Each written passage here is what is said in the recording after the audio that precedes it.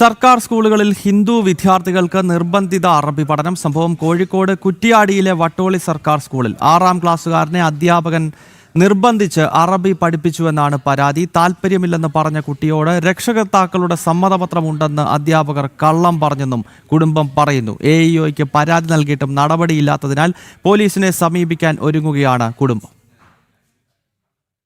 ഞാൻ പറഞ്ഞു, അപ്പോ എന്ന് പറഞ്ഞ അച്ഛൻ്റെ അമ്മേന്റെ പേര് എഗ്രിമെന്റിൽ ഒപ്പുണ്ട്, അതെ പഠിപ്പിക്കാന്നല്ലായിരുന്നു പറഞ്ഞു. പിന്നെ മോൻ വീട്ടിലെപ്പോഴാ ഇത് പറഞ്ഞേ?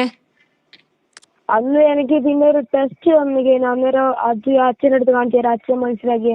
ഞാനൊന്നും ചേർന്നില്ല, അച്ഛനമ്മേന്റെ എഗ്രിമെന്റിൽ ഒപ്പുണ്ട് മറ്റേ കാര്യം.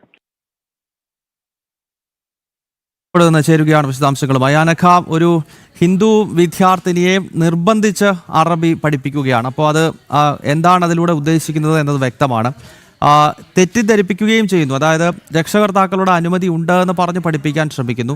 അപ്പോൾ ഇതിൻ്റെ ഉദ്ദേശശുദ്ധി കൃത്യമായിട്ട് നമുക്ക് മനസ്സിലാകാവുന്നതേ ഉള്ളൂ. AEOയ്ക്ക് പരാതി നൽകിയിട്ടും ഒരു നടപടിയും ഉണ്ടാകാത്തത് കൊണ്ടാണോ ഇപ്പോൾ പോലീസിൽ പരാതി നൽകാൻ കുടുംബം ശ്രമിക്കുന്നത്? കുടുംബം ഇതുമായി ബന്ധപ്പെട്ട എന്തൊക്കെ കാര്യങ്ങളാണ് പറയുന്നത് അനഘ?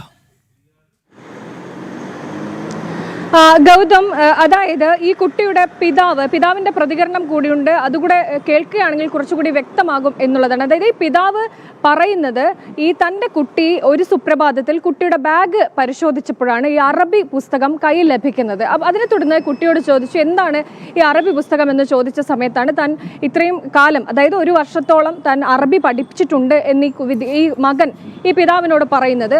അങ്ങനെ ആരാണ് പഠിപ്പിച്ചത് എന്നൊക്കെയുള്ള ചോദ്യം ചോദിച്ചുകൊണ്ട് ഈ പിതാവ് തന്നെ സ്കൂളിലേക്ക് എത്തുന്നു. ആ സമയത്താണ് ഞെട്ടിക്കുന്ന വിവരങ്ങൾ പുറത്തു വരുന്നത്. കഴിഞ്ഞ 1.5 വർഷത്തോളം ഈ കുട്ടി സ്കൂളിൽ നിന്ന് ഈ അറബി പഠിപ്പിച്ചു എന്നുള്ളതാണ് പറയുന്നത്. ഈ കുട്ടി അത് ചോദിച്ച സമയത്ത് രക്ഷിതാവിന്റെ പെർമിഷൻ ഉണ്ട്, അവരുടെ സമ്മതപത്രമുണ്ട് എന്ന് അധ്യാപകർ പറഞ്ഞു. അതിന്റെ അടിസ്ഥാനത്തിലാണ് ആ കുട്ടി അത് പഠിച്ചത് എന്നുള്ളതാണ് ഈ വിദ്യാർത്ഥി പറയുന്നത്. പക്ഷേ പിതാവ് പറയുന്നുണ്ട്, തങ്ങൾ അങ്ങനെ ഒരു സമ്മതപത്രം നൽകിയിട്ടില്ല.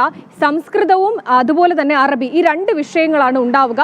അതിൽ സംസ്കൃതമാണ് തൻ്റെ കുട്ടിയെ പഠിപ്പിക്കാൻ തങ്ങൾ താല്പര്യപ്പെട്ടിരുന്നത്. പക്ഷേ അറബി പഠിക്കണമെന്ന്, പ്രത്യേകിച്ച് ഒരു ഹിന്ദു വിദ്യാർത്ഥി ഒരു ഘട്ടത്തിൽ പോലും ഇങ്ങനെ അറബി പഠിക്കണമെന്ന് പറയില്ല. അത് സാമാന്യ യുക്തിയും ബോധവുമുള്ള അധ്യാപകർക്ക് അത് കൃത്യമായി ആലോചിച്ചാൽ പോലും മനസ്സിലാകും എന്നുള്ളതാണ് ഈ പിതാവ് പറയുന്നത്. ഇതുമായി ബന്ധപ്പെട്ട് സ്കൂൾ അധികൃതരുടെ ഒരു പ്രതികരണം, അതായത് അന്ന് ഈ അറബി പഠിക്കുന്ന ആ സമയത്തുണ്ടായിരുന്ന പ്രധാന അധ്യാപകനും മറ്റ് പഠിപ്പിച്ച അധ്യാപകനും ഒക്കെ സ്കൂളിൽ നിന്ന് പോയി. അതുകൊണ്ട് തങ്ങൾക്ക് ഇതിനെക്കുറിച്ച് ഒന്നും പറയാനില്ല, പ്രതികരിക്കാനില്ല എന്ന് പറഞ്ഞുകൊണ്ട് ഇവർ കൈമലർത്തുകയാണ് എന്നുള്ളതാണ് ഈ പിതാവ് പറയുന്നത്. തുടർന്നാണ് ഈ പിതാവ് തന്നെ ഒരു പരാതി തയ്യാറാക്കി തൻ്റെ മകനെ ഇങ്ങനെ തങ്ങളുടെ സമ്മതമില്ലാതെ നിർബന്ധിച്ച് അറബി പഠിപ്പിച്ചു എന്ന് പറഞ്ഞുകൊണ്ട് രക്ഷിതാവ് AEOയ്ക്ക് പരാതി നൽകുന്നത്.